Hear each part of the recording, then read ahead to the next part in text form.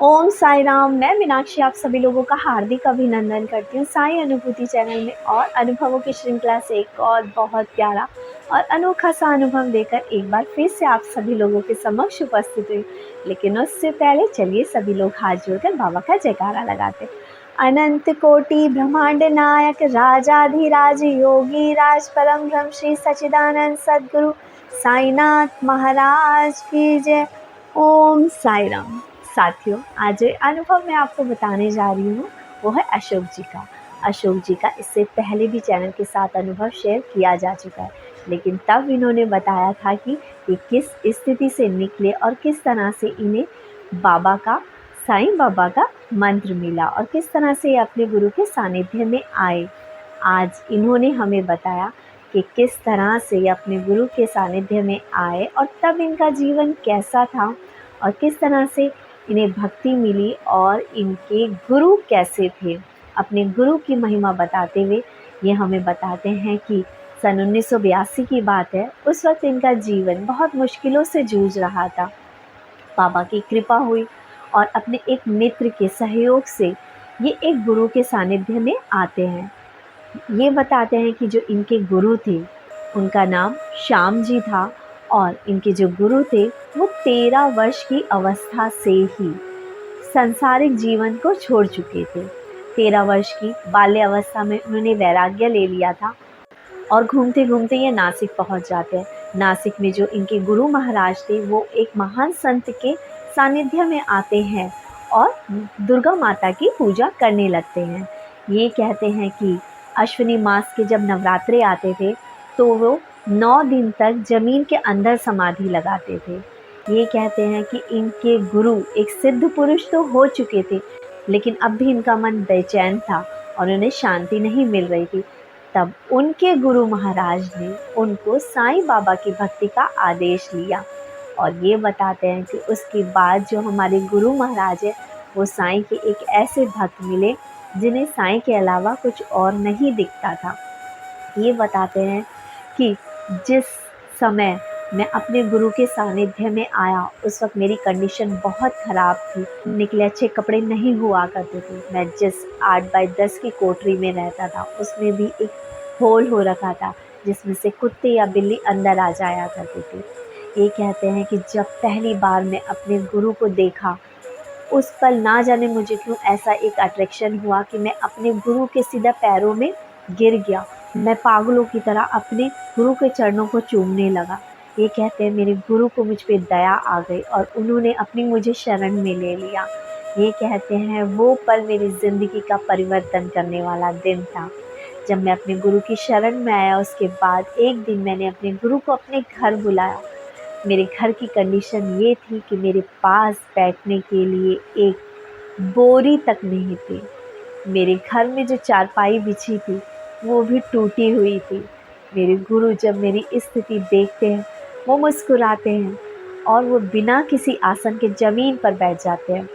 ये बताते हैं कि उस समय मैंने किसी तरह अपने गुरु को भेंट देने के लिए 1 पाव पेड़े लिए थे और मैंने अपने गुरु के सामने रखे।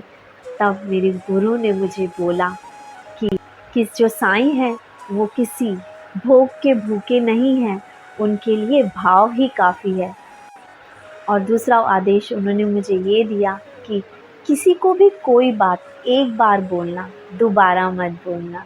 और ये 2 उपदेश मुझे आज तक याद हैं। सिर्फ भाव के भूखे होते हैं और हमें किसी को किसी चीज़ के लिए ज़्यादा फोर्स नहीं करना। ये कहते हैं कि उन्होंने हमसे ये भी कहा कि मेरा और साईं का 36 का आंकड़ा है।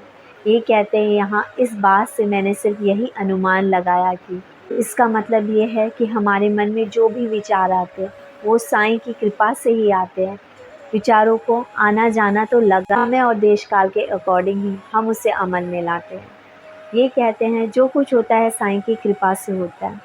ये बताते हैं अपने गुरु के सानिध्य में आने के कुछ टाइम बाद, ये कहते हैं जब मैं पहली बार अपने गुरु से जुड़ा उसके कुछ टाइम बाद मेरी मेंटल कंडीशन ख़राब हो गई और मुझे जंजीरों से पकड़कर पागल खाने पहुंचाया गया। लेकिन मैं वहां 2 महीने बाद ही ठीक होकर वापस आ गया। ये कहते हैं लेकिन उस बार मेरे गुरु ने मुझे एक ऐसा मंत्र दिया जिसको पढ़ने के बाद, जिसे सिमरन करने के बाद मेरे मन को एक अजीब सी शांति मिलती थी। और साईं की कृपा से ये कहते हैं कि जब मैं पहली बार मुझे पता चला कि जो गुरु महाराज हैं वो नेपाल जा रखे हैं, शायद वो अपनी तपस्या के लिए चले गए थे। उसके बाद ये कभी अपने गुरु से नहीं मिले, लेकिन ये बताते हैं कि जिस बीच मैं अपने गुरु के सानिध्य में था, तब हम भजन कीर्तन करने लगे। और ऐसे ही एक बार हमारे गुरु महाराज ने भिक्षुक को, और जिस जगह पे भजन कीर्तन हुआ था उसके सामने करने के बाद गुरु महाराज ने आज्ञा दी कि भिक्षुकों को भोजन कराया जाए। लेकिन जो व्यक्ति था उसने भिक्षुकों को बुलाने की जगह अपने पड़ोसी और रिश्तेदारों को भोजन के लिए बुला दिया। ये कहते हैं ये देख महाराज को बहुत तेज गुस्सा आया और वहाँ से वो उठकर चले गए। वो एक साईं भक्त के घर पहुँचे और वहाँ बाबा की तस्वीर के आगे बिलख के रोने लगे और कहने लगे कि मेरी गलती बताइए मुझे। और साईं बाबा से एक शिक्षक भी था और उसने बोला जब इस व्यक्ति ने हमारे साथ इतना बड़ा झूठ बोला और गद्दारी की तो हम अपना सामान ले आते हैं। ये कहते हैं कि वो शिक्षक और ये अशोक जी दोनों के दोनों जब वहाँ पहुँचते हैं तो वो क्या देखते हैं कि वहाँ पे 70 किलो बैगन का 70 किलो उसे उल्टी हो जाती। वहाँ जिसने भोजन किया उसकी तबीयत खराब हो गई। ये वापस आए और गुरु महाराज तब तक शांत हो गए थे। तब गुरु महाराज ने यही बोला कि जो कोई भी वहाँ पर भोजन करने गया था वो अपने घर का भिक्षुक था। ये कहते हैं कि ऐसे ही एक बार और हुआ, उसका मुआवजा भुगतना पड़ता है। ये कहते हैं कि ऐसे ही कुछ टाइम बाद 2 व्यक्ति थे जिसमें से उस समय इनकी जो वाइफ थी वो भी इन्हें छोड़, ये कहते हैं माँ भी उन्हें छोड़कर चली गई अपने मायके और फिर कभी लौटकर नहीं आई। ये कहते हैं कि मेरे मामा ने भी मुझे घर से बाहर निकाल दिया कि इस पगले को इस घर में नहीं रखेंगे। ये कहते हैं कि ये वो समय था जब मैं महाराष्ट्र के बदायूं में रहता था। कूड़े में से उठाकर मैं रोटी खाता था। कभी कभी तो सूअर और कुत्तों को जो अनाज जो भोजन दिया जाता था उन्हें भगाकर मैं उसमें से भोजन खाता था। ये कहते हैं कि 2 महीने मैंने वहाँ धूल मिट्टी सड़कों पे बिताए। मैं पागलों की तरह घूमता था, ना मेरे पास खाने को था और ना ही मेरे पास पहनने को अच्छे कपड़े थे। आप सोच के देखिए कि इस भक्त की वो स्थिति, पागलों की तरह ये सड़कों पे, ना खाने को, कुत्तों और सुअरों का खाना खा रहा था। ये कहते हैं मुझ पे किसी को तरस नहीं आया, लेकिन फिर शायद बाबा की कृपा हुई कि इनके बड़े भाई को उन पे तरस आया होगा और उन्होंने किसी तरह से जोर ज़बरदस्ती कर इनको दोबारा पागी। कहते हैं वहाँ पर मैं 2 महीने रहा और मुझे भयानक इलेक्ट्रिक शॉक दिए जाते थे, लेकिन फिर भी मैं सही नहीं हुआ। लेकिन हाँ, बस मुझे जो चीज़ याद थी वो शायद साईं बाबा का मंत्र था, जिसके सिमरन से ही मुझे शांति मिलती थी और मैं 2 महीने बाद फिर से वापस आ जाता हूँ। ये कहते हैं कि मैं यहाँ ये बताना चाहता हूँ कि पागल खाने में जो मैं 2 महीने में वापस आया साईं की कृपा से, वहाँ लोग बचपन से आते हैं और बूढ़े हो जाते हैं, वापस नहीं जा पाते। लेकिन ये शायद मेरे बाबा की कृपा ही थी कि मैं 2 बार पागल हुआ और दोनों बार मैं वापस आया। ये कहते हैं कि आज मेरे जो छोटी बेटी है वो सरकारी नौकरी में है और मेरी बड़ी बेटी की शादी हो गई है। इन्होंने दोबारा शादी नहीं करी क्योंकि एक पागल जिसे लोगों ने कहा था, लेकिन उसमें मैं कहूँगी इतनी अकल थी कि दूसरी माँ आएगी तो पता नहीं इन बच्चों के साथ क्या करेगी। एक पागल होने के बावजूद वापस आकर अपने बच्चों का पालन पोषण इस व्यक्ति ने किया।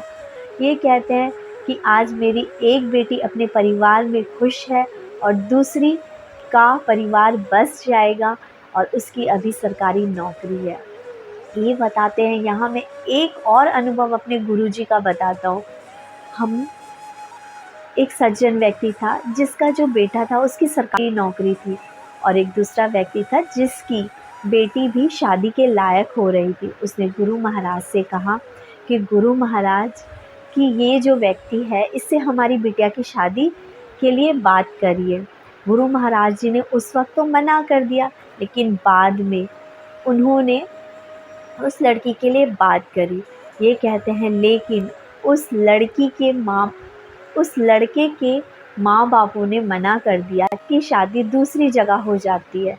ये कहते हैं यहाँ एक घटना ऐसी घटी कि शादी के ठीक 2 महीने बाद उस लड़के को हार्ट अटैक हुआ और वो भगवान को प्यारा हो गया। ये कहते हैं यहाँ सिर्फ एक बात समझ में आई कि एक सच्चे संत की बात को नहीं टालना चाहिए। वो क्या कह रहा है और क्यों कह रहा है, इस बात को समझना चाहिए। ये कहते हैं कि मैं कसम खाता हूँ कि मेरे जो गुरु महाराज है वो अंतर्यामी थे। उन्हें लोगों के मन की बात पता चल जाती थी। उन्हें पता चल जाता था कि किसके मन में क्या है और किसके साथ क्या होना चाहिए और किसके साथ क्या होगा। ये कहते हैं कि ये जो मैं आपको बात बता रहा हूँ इसमें से कोई बात भी बहन जी झूठी नहीं है। ये सारी बातें सच्ची हैं जो मेरे साथ हुई है।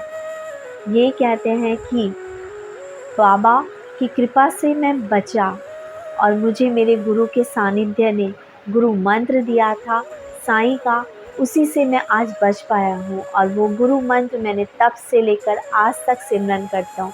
यहाँ ये हम सभी साईं डिवोटीज से ये कहना चाहते हैं कि मैं माफ़ी मांगता हूँ कि मैं वो साईं का जो मंत्र है वो आप में से किसी को नहीं बता सकता, क्योंकि गुरु मंत्र जो होता है वो कान में फूंका जाता है और स्पेशली उसी बंदे के लिए होता है।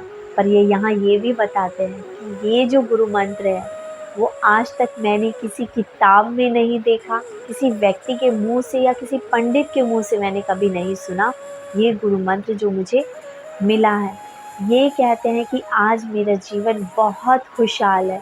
ज़िंदगी में परेशानियाँ तकलीफ़ आई, लेकिन मेरे गुरु मंत्र मेरे साईं ने मुझे बचाए रखा। मेरे घर में हर फैसिलिटी है। मैं बहुत सुख और शांति का जीवन जीता हूँ साईं कृपा से। ये यहाँ मैं आपको ये बताना चाहूँगी, ये जो अशोक जी हैं इनकी आवाज़ बहुत अच्छी है। ये भजन कीर्तन भी करते हैं, ऑर्केस्ट्रा में भी गाते हैं, और इन्होंने मुझे अपना वीडियो भी भेजा था जिसमें इन्होंने बाबा का बहुत प्यारा भजन गाया था। इन फ्यूचर मैं इनसे रिक्वेस्ट ज़रूर करूँगी कि ये अपने द्वारा गाया हुआ भजन हमारे साथ चैनल पे शेयर करें, ताकि आपको भी पता चले कि जिस इंसान को लोग पागल कहते थे, जंजीरों से पकड़ के पागल खाने ले जाया गया था, वो पागल दुनिया के लिए पागल नहीं, वो तो साईं के लिए पागल था। साईं बाबा ने जिस तरह से उनकी ज़िंदगी बदली, जिस तरह से उनका साथ दिया, बस यही कहूँगी बाबा हम सबका साथ देना और हम सब में इतनी हिम्मत और ताकत देना कि हम भी किसी भी परिस्थिति में हों, बाबा आपको ना बिसरे, आपको याद रखें। बहुत सारे लोग दुख तकलीफ़ आने के बाद बाबा को बिसर जाते हैं। ये अशोक जी हैं, वो एक ऐसा उदाहरण है कि बाबा को किसी हाल में भी अगर आप नहीं बिसरोगे ना, तो भले ही आपके कर्मों के फल आपको मिल रहे हो, लेकिन बाबा उसे कटवा ही देंगे और आपका जीवन सुख में और शांति में हो जाएगा। इसी के साथ अशोक जी आपका बहुत बहुत धन्यवाद। आपने अपने जीवन की इतनी अच्छी और ऐसी बात बताई जिसे सुनकर हमारी आंखों में वाकई आंसू है। जब मैं सोच रही हूँ कि कैसा जीवन जिया था आपने, कि आप पागलों की तरह भटक रहे थे, वाकई कितना दर्दनाक होगा वो। और यहाँ पे सभी साईं डिवोटी से सिर्फ इतना कहना चाहूँगी कि यदि किसी को डायरेक्ट भी सुनना हो ना कि इन्होंने मेरे पास क्या वर्ड